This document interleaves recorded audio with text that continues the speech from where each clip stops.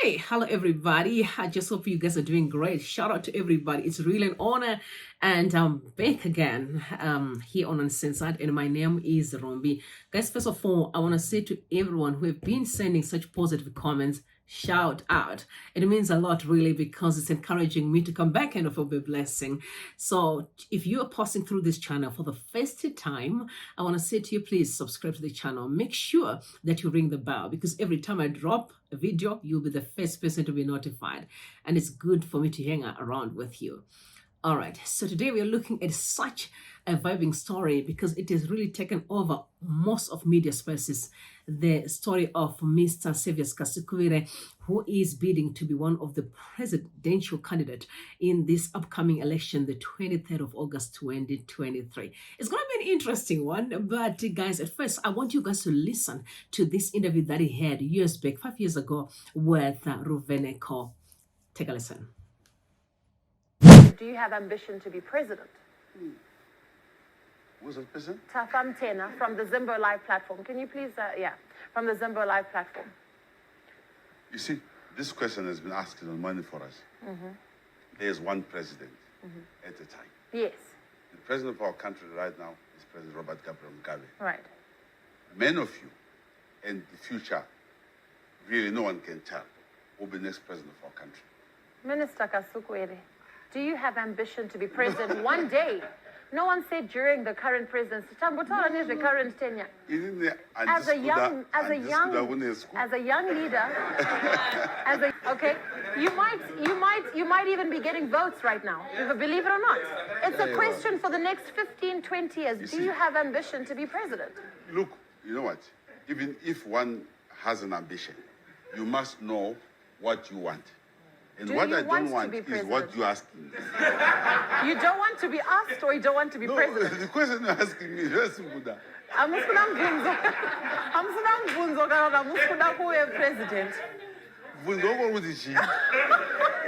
I think we've been answered. I really do think we've been answered. I think we have been answered. I'm on the record. Haven't I come out in the newspapers? Saying? To say I have no ambitions. To be president ever? I said... Otherwise, why are you here? You never want to be president? Ever? But I said I have no ambition.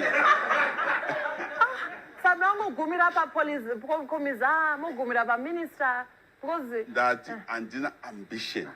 But you're not going to wait. We all would have. Saka you run again, do somebody.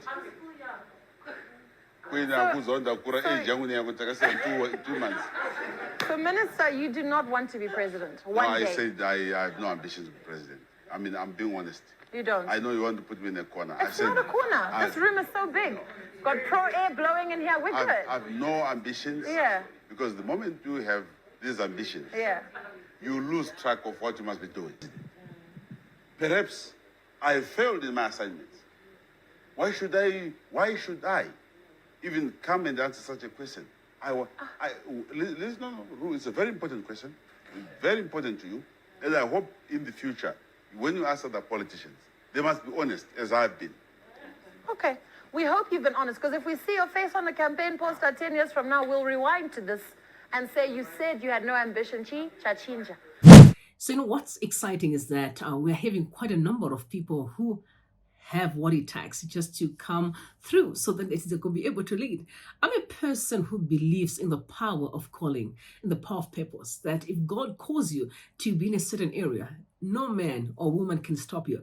And the Bible speaks about that the plan of God is the only one that prevails, because many can be plans in your heart, but only the calling of God will prevail. So I'm saying to Mr. Kasukuwere, if you're called by God to be in the space, go for it. Because I can see the interview that you had.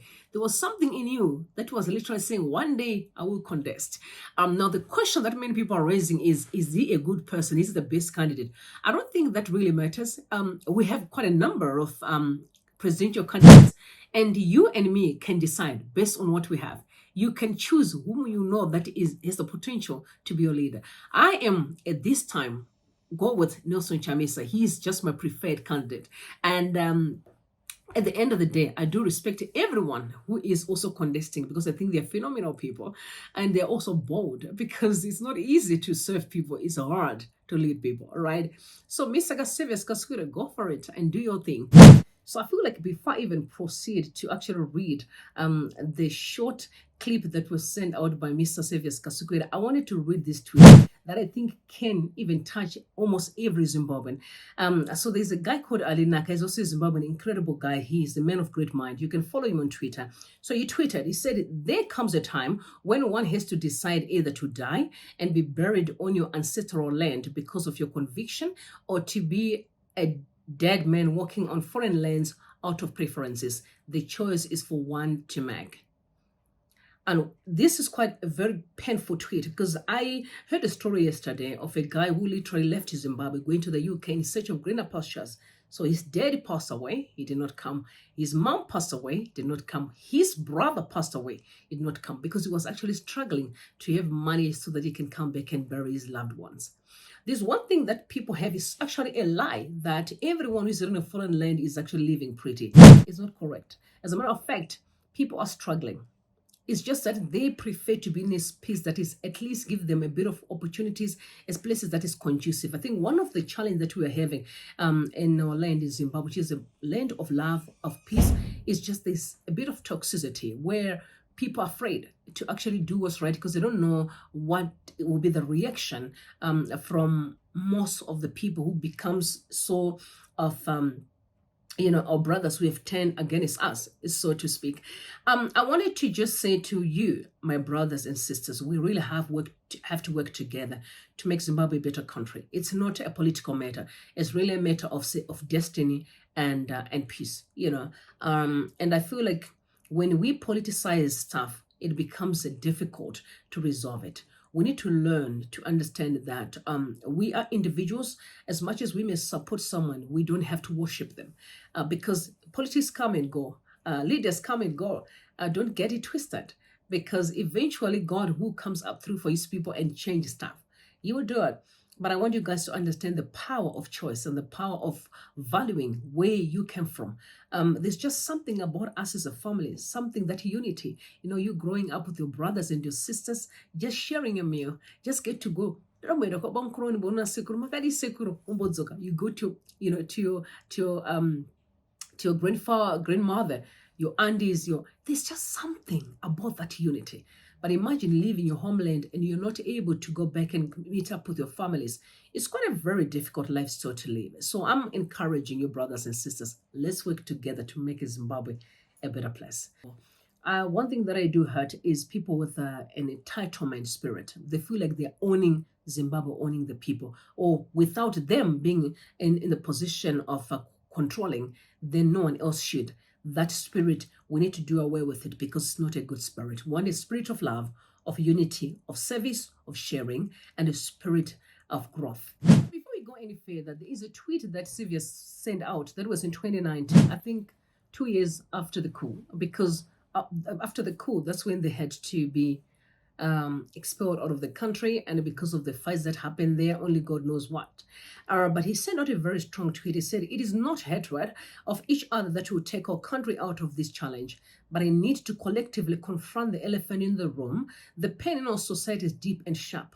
Let's accept our feelings and correct our steps. Is the economy and politics. It's politics. And the interesting part is we don't even know what politics is all about. It's about servanthood.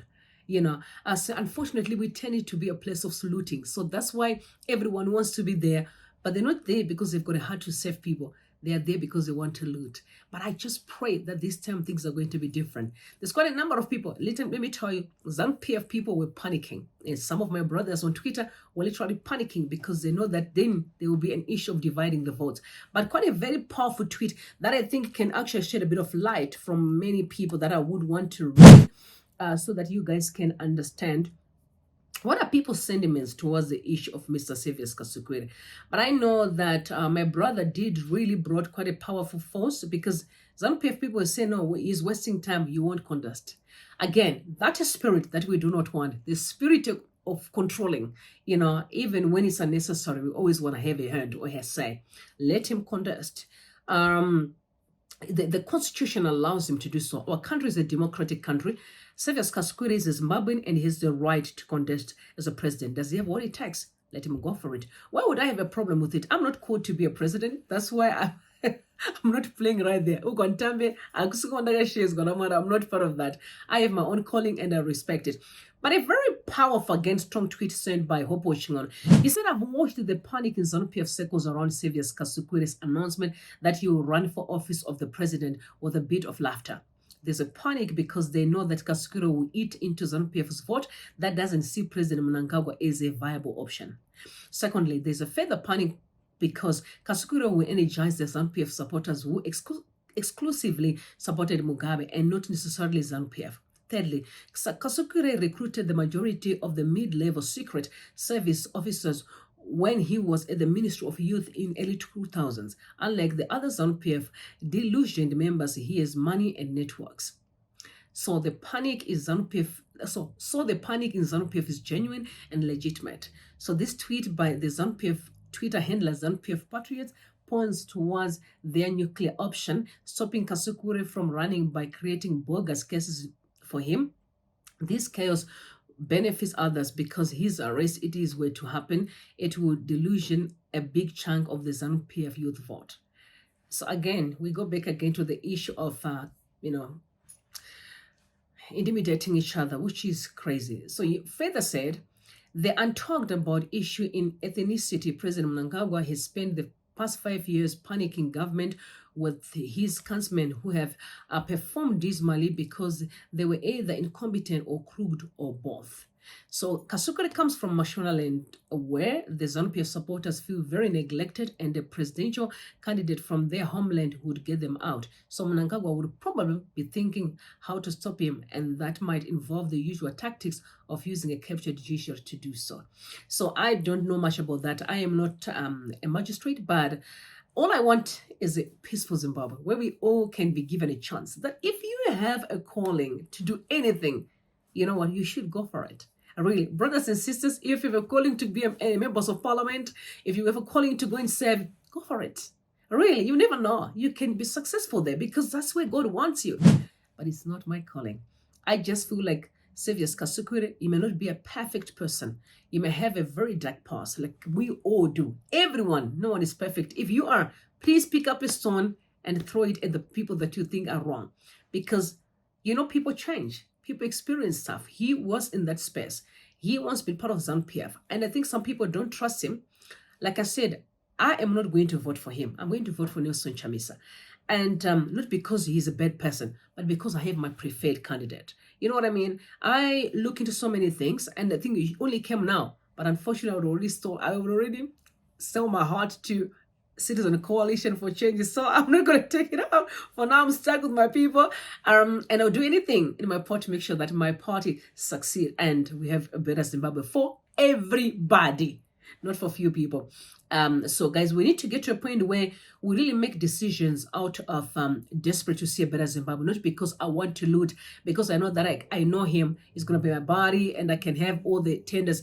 We need to understand that one of the stuff that have killed us as an African people, to be specific, is that we don't understand the power of success, and we don't really understand what it takes to be successful. And we think cutting corners, we think connections is the only way to succeed. It doesn't work like that in life. Remember, your destiny and your purpose is already orchestrated. So it's just for you to meet the right people at the right time so that you can get to where you want to be. So I'm gonna go to his one of his body. Of course, I'm sure they like bodies too. Never's. His name is Never Maswerasei. Never Maswerasei literally was tweeting that the floodgates are open now. May the August 23rd be a fair contest. Each of their supporter base. May the best candidate win the race. Let the spirit of peace prevail. We are one people. I stand with Honorable Kasukuwere. We are one people. Let's go for it. We are one people, y'all. It's going to be a fun one this year. I'm super excited to see where Zimbabwe is going. But Zimbabwe is a blessed country. Guys, we will not fail. God is with us. We'll forever be successful. Now, he tweeted something very interesting. He said, with the advent of Mnangagwa's grossly irresponsible administration, the revolutionary values for which the liberation struggle was waged have been totally lost. It's time to truly liberate Zimbabweans from authoritarian liberators in power. It's time for a peace, Teddy Chimurenga.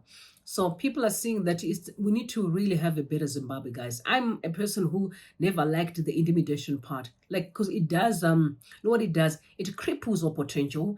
It instills fear in us that we won't be able to exercise our rights and also to play the part in the country whom the Lord has chosen us to be part of.